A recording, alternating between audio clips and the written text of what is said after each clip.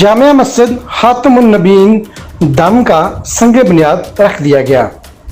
इलाका की मारूफ मजहबी और रूहानी शख्सियत प्रोफेसर डॉक्टर हाफिज़ अल्लामा नवीद इकबाल, खतीब मरकज़ी जामिया मस्जिद ईदगाह खारियाँ, प्रोफेसर अब्दुल गफ़ार सल्फ़ी आफैल ने खताब किया। इस मौका पर मस्जिद की तामीर में पेश master Tahir Hussain Bhatti, Mohammad Saqib Mohammadi, commander Dawood Bhatt, Azizurrehman Bhatti of दम, इफ्तिखार अहमद भट्ट, मेहर मोहम्मद अफजल गुलियाना, मोहम्मद शहबाज गुलियाना, राजा अताउल्ला मलागर, हाजी मोहम्मद नईम भट्ट, जुल्फ़कार भट्ट, मुनव्वर भट्ट, बाऊ औरंगज़ेब भट्ट, चौधरी बाबर, चौधरी नज़ीर, गियास भट्ट और अरफान अब्दुल्ला भट्ट ने खसूसी शिरकत की। तो जाके लेके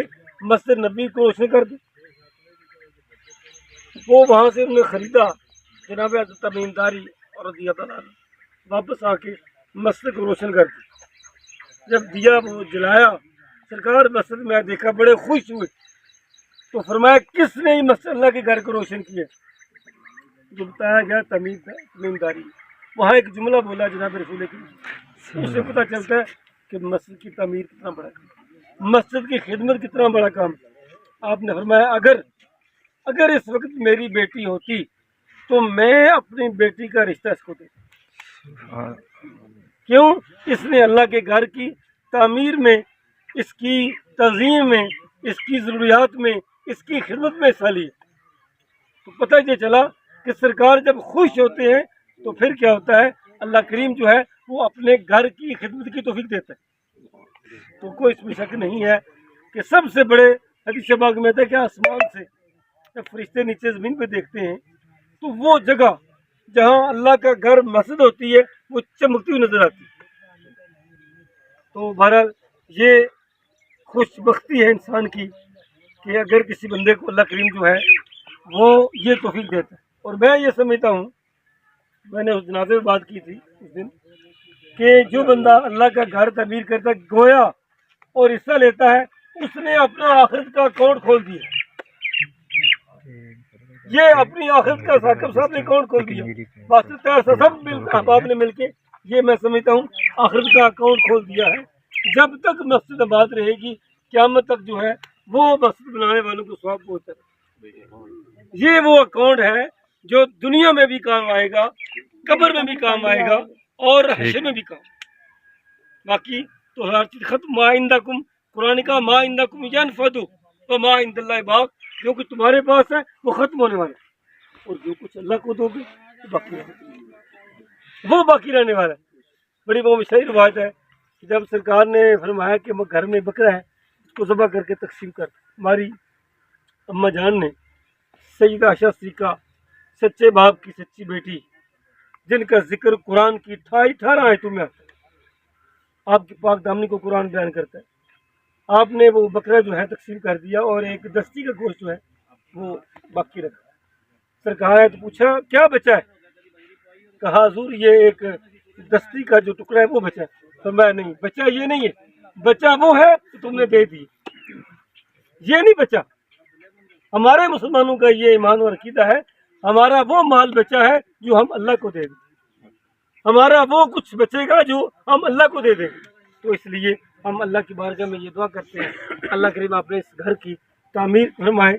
खुद मालिक जो है वो कर्म करने वाला है, ऐसे काम मालिक खुद करते हैं, इंसान थोड़ी कोशिश करता है, अल्लाह खुद असबाब जो है वो मुहैया करता है।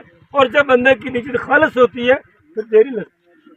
हमने खुद चंद दिनों में, सबको पता, मस्जिद शुरू की थी साकिब साहब को, कि इरादा भी नहीं मस्जिद बनाने का, लेकिन समझ नहीं आई, अल्लाह करीम ने ऐसा तावन किया कि समझ नहीं।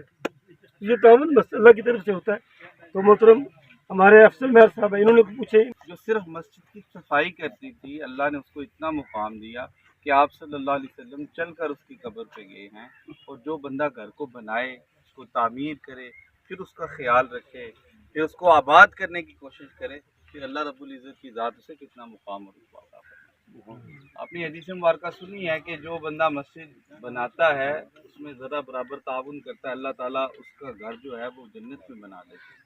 ایک حدیث مبارکہ آپ صلی اللہ علیہ وسلم کی اس انداز سے آپ نے فرمایا جو دنیا میں مسجد بنائے اور پھر آپ نے اس کا سیمپل بتایا کہ ایک گھونسلے کے برابر بھی بنائے گا نا، یعنی کہ ضروری نہیں ہے کہ میں 2-3 لاکھ روپیہ دوں گا تو پھر ہی میرا حصہ پڑے گا، نہیں، میں ایک اینٹ اگر اللہ کی رضا کے لیے دے دوں گا تو اللہ تعالیٰ مجھے بھی اجر عطا فرمائے گا۔ آپ نے فرمایا اگر گھونسلے کے برابر بھی ایک گھر تعمیر کرتا ہے تو اللہ تعالیٰ اس کا گھر بھی جنت کے اندر بنا دیں گے۔